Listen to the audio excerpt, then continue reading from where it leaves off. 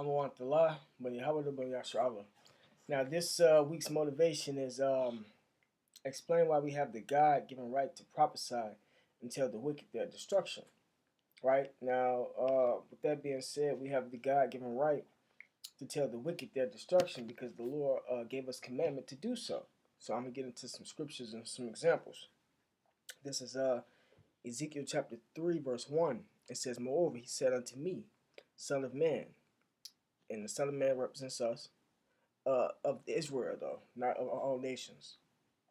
"Eat that thou findest, eat this roll," and this roll is talking about the scriptures, "and go speak unto the house of Israel." So, as you can see, it's not talking about nobody else. "So I opened my mouth, and he caused me to eat that roll. And he said unto me, Son of man, cause thy belly to eat, and fill thy bowels with this roll, that I may give thee." So, then did I eat, and it was in my mouth as honey for sweetness. Right, so the Lord told us to eat this book, get the understanding, and it's sweet unto us because we know that we got the kingdom of heaven coming. We know that only Israel going to be saved, and everything that happened to us as far as slavery and in these different captivities up under these nations, we're going to get to do right back unto them. It says, "And it was in my mouth as honey for sweetness. And he said unto me, Son of man, go get thee unto the house of Israel, and speak with my words unto them." Right, so this is all coming out the scriptures, man. It's not coming from us. "For thou art not sent to a people of a strange speech and of a hard language, but to the house of Israel," the blacks, Latins, and Native Americans. "Not to many people of a strange speech and of an hard language, whose words thou canst not understand. Surely had I sent thee to them, they would have hearkened unto thee." Right. So them other nations would have listened to us, just like how a lot of them listen to us now today. "But the house of Israel will not hearken unto thee." That's why there's a 1/3 and a 2/3. So right along with us being given commandments, we was told what was going to happen in the process that was, the process that was going to happen while we was doing it. It says, "But the house of Israel will not hearken unto thee, for they will not hearken unto me. For all the house of Israel are impudent and hard-hearted." Right. So, and when it says, "For they will not hearken unto me," it's talking about they will not hearken unto these words that the Lord gave us to give to them. The Lord ain't finna come down here and just tell them Himself, like the church portrays and shit, man. Let me see. It says, "Behold, I have made thy face strong against their faces, and thy forehead strong against their foreheads. As an adamant harder than flint have I made thy forehead. Fear them not, neither be dismayed, fearful at their looks." So we was given straight commandments, man, that the Lord was going to strengthen our face against our boldness against theirs, basically. "Though they be a rebellious house.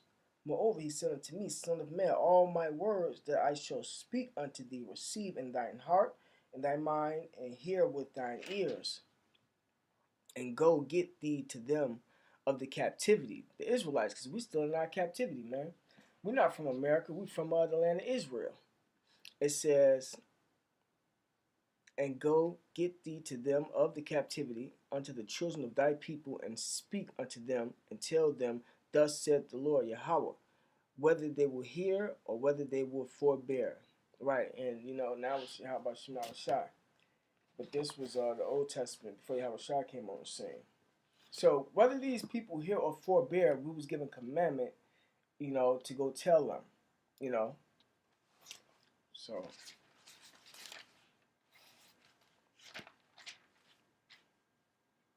this is one of my favorite scriptures right here.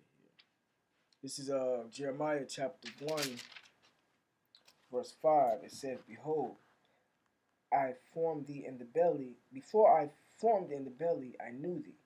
And before thou camest forth out of the womb, I sanctified thee." Right? So the Lord, knew us before we came in our mother's belly. He knew us back in the spiritual world. He sanctified us, set us separately. Yahweh is we of the elect. Set us separate from the world, man. "I sanctified thee, and I ordained thee a prophet unto the nations of Israel," man. So those was straight, it was a commandment given But in the beginning, it was already predestinated what was going to happen, man. All right, this is John chapter 17, verse 9. It says, I pray for them. I pray not for the world. Right, that word world right there is talking about the cosmos, which is a secular group, which is Israel, because the Lord only came for Israel.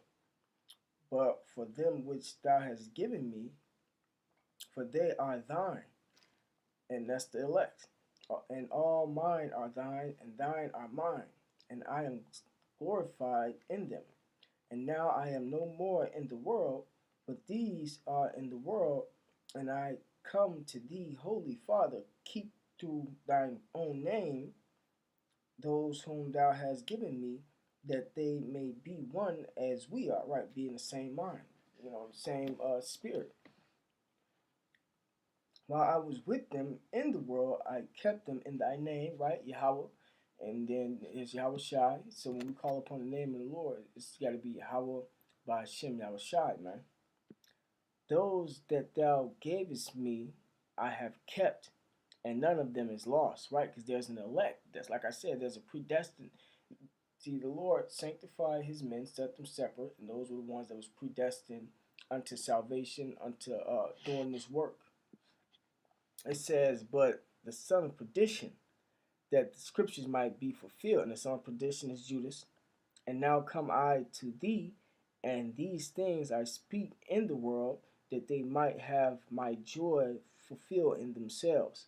I have given them thy word, and the world hath hated them, because they are not of the world, even as I am not of the world, right? So, we was going to be hated for this word, man, from everybody that ain't a part of it. It says, I pray not that thou shouldest take them out of the world, but that thou shouldest keep them from the evil, right? The evil times to come. They are not of the world, even as I am not of the world. Sanctify them through thy truth. Thy word is thy truth, right? So this truth has separated us from, Yahweh, we have the elect, but the truth has separated us from everybody, man. So this is back to Jeremiah chapter 1, verse 5. It says, before I formed thee in the belly, I knew thee. And before thou camest forth out of the womb, I sanctified thee, and I ordained thee a prophet unto the nations, right? So, this was a commandment, man. That's why we got the right to do what we're doing. This is Jeremiah chapter 3, verse 15. It says, I'm going to start at 14. Jeremiah 3 and 14. Turn, O backsliding children, says the Lord Yahweh. For I am married unto you, and I will take you one of a city and two of a family, right? So you're going to have brothers in this. I got a brother in this. You got other brothers that got brothers in this. And I will bring you to Zion, and I will give you pastors according to mine heart, according to my mind, which shall feed you with knowledge and understanding, right? So the Lord not, dealing with these church pastors because he said he was going to give them according to his heart, his mind. And the only ones that's coming upon the Lord's mind and heart is the apostles of GMS on down. Why? Because we get this from the scriptures. We go into the breakdowns. Yahushua got us going into the root words, bringing out all the history. That's why it says, which shall feed you with knowledge and understanding, right? So we was given a task to prophesy unto you people and feed y'all with knowledge and understanding, man. So I'm going to get into some knowledge and understanding that you people must know. Because you got Jake saying, why only us? And,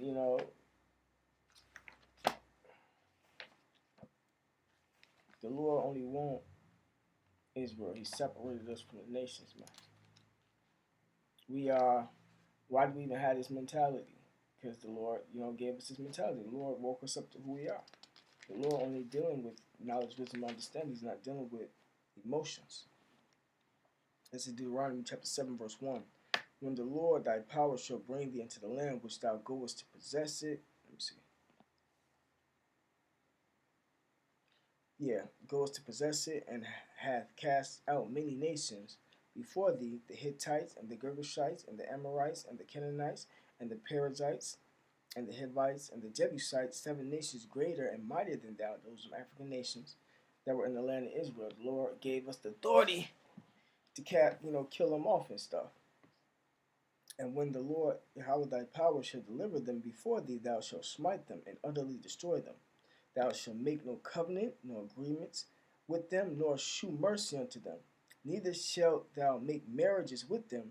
Thy daughter thou shalt not give unto his son, nor his daughters shalt thou take unto thy son.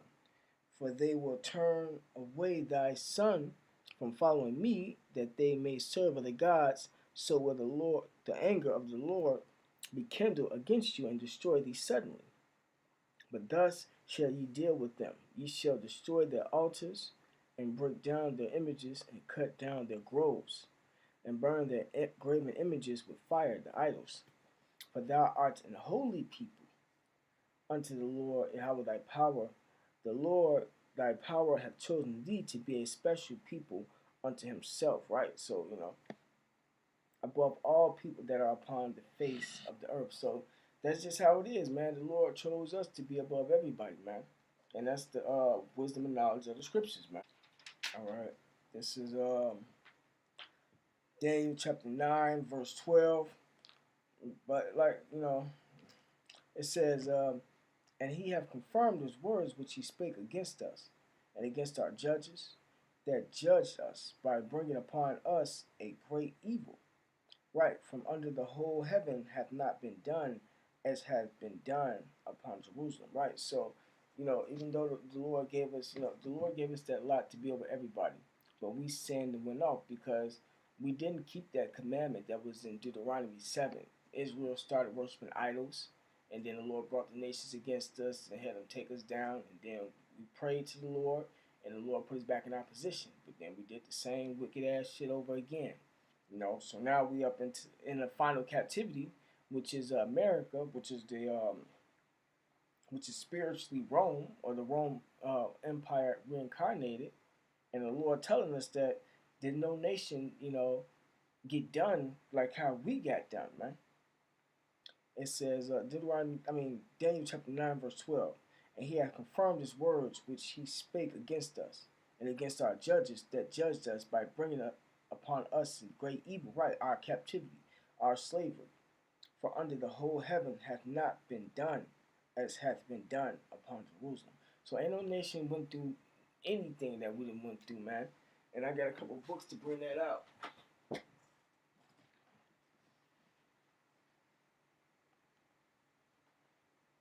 This is what we supposed to be telling y'all, man. Through the spirit of our smile shy. This is the lot that we was given. Because ain't nobody else gonna do it. The Lord said he sanctified men to go and do this. So, we have the elect. We doing our job until the end. It says give diligence. So this is the book is called Medical Apartheid. The Dark History of Medical Experimentation on Black Americans from Colonial Times to the Present. This is page 255, it's at the bottom. It starts as other medical experiments were reserved for African Americans, right? And these were often the most risky and painful. So Esau, during these times, was experimenting on blacks, lions, and Native Americans, seeing what diseases work against us, making bioplagues. They were doing it against the whites too, but we got it done the worst. It says, other medical experiments were reserved for African Americans, and these were often the most risky and painful, explains Hornblum. At the Holmesburg prison complex, where decisions about who participated in particular experiments were often left to inmate assistants. He explains it is possible that the racism in American culture was reflected in the inmate's decision about who participated in a given test. For example, only healthy colored male volunteers were permitted to enroll in a protocol for one 1957 Philadelphia experiment. Now Jake now be volunteering for to take little drugs and stuff for Esau because Esau be promising the money and stuff. So Jake probably did this because they was promised to get up out of prison or anything. But a lot of these experiments turned into the death of Jake. So it says to promote the inoculation of human skin with herpes simplex and herpes zoster, which were painful, incurable viral infections. See, and they said it was incurable. So if you really want to volunteer for an incurable disease, I don't see Jake, willingly doing nothing like that, man. So a lot of this shit was really forced, man. And Esau tell Jake a lie in a second just to get him to do something, man. It says, however, in another Holmesburg experiment, which targeted young white volunteers, required only that they lower an arm into a detergent, sodium lauryl sulfate found in many shampoos, for an hour daily over 55 consecutive days. So you see the difference, man. And that's the small. That's very small compared to everything else they did to us, man. They gave Judah AIDS. That was a bio plague specifically for Judah.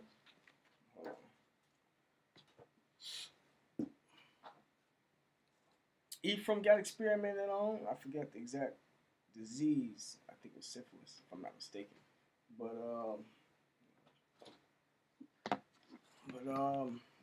who else?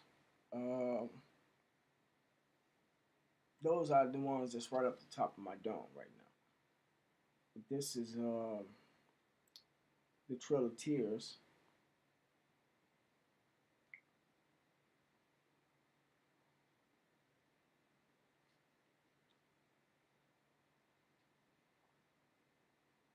It says the Trail of Tears was a series of forced removals of Native American nations from their ancestral homelands in the southeastern United States to an area west of the Mississippi River that had been designated as Indian Territory.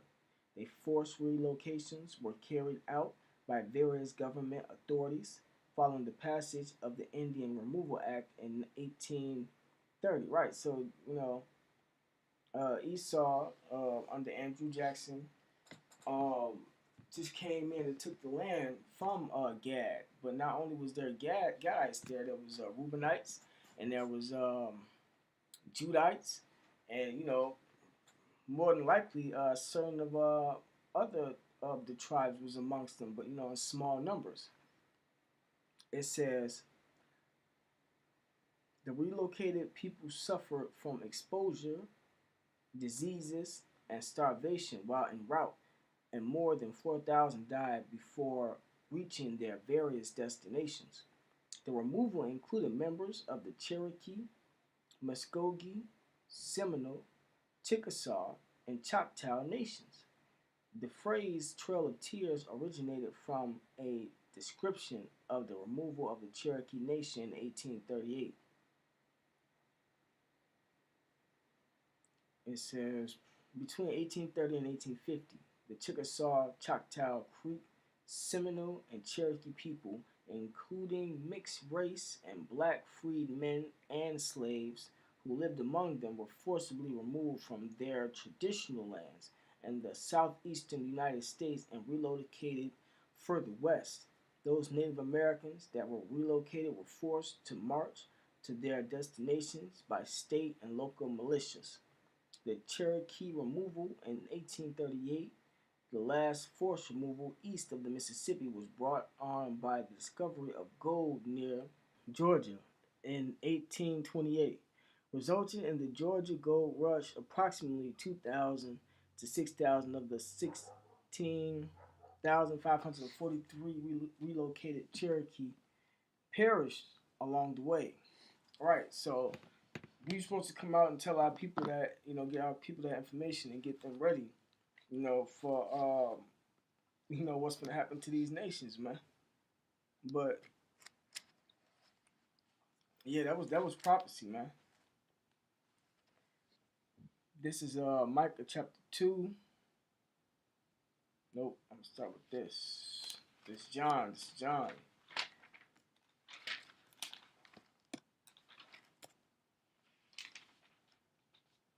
This is John chapter 10, verse 10. It says, "The thief cometh not, but for to steal, and to kill, and to destroy. I am come that they might have life, and that they might have it more abundantly." Right? So the point is, the thief, which was them Edomite devils at that time, they came not but for to steal the land, kill the Indians off, because I know Reuben them didn't go easy, and to destroy. So, that's the point, man. And that's part of the understanding we're supposed to be giving our people. Let's see. Because ultimately, what, Jake them going to find out is that Esau is the devil.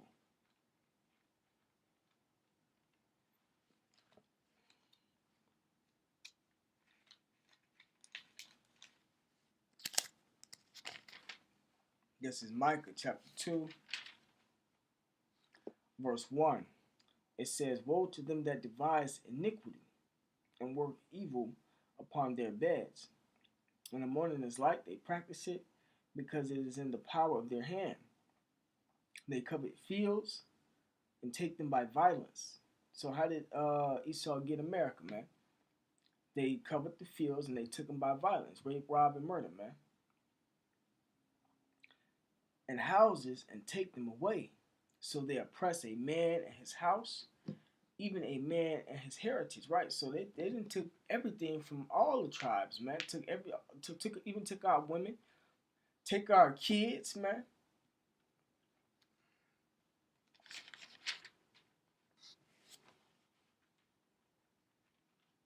That's why the scriptures say, "Ain't no nation has been done like unto us," man. We got it. We got it the worst out of all nations. They was feeding the kids to alligators for alligator shoes. They got a sanction to small quarters in certain cities, which they call ghettos or the hoods or the projects. Ain't no nations going through that like that, and we in all nations like that. These other nations got their countries, their continents, their wealth.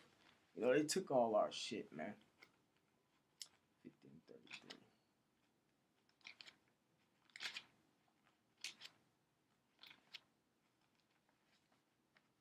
This is Jeremiah. I'm gonna end it off with this for the lack of time.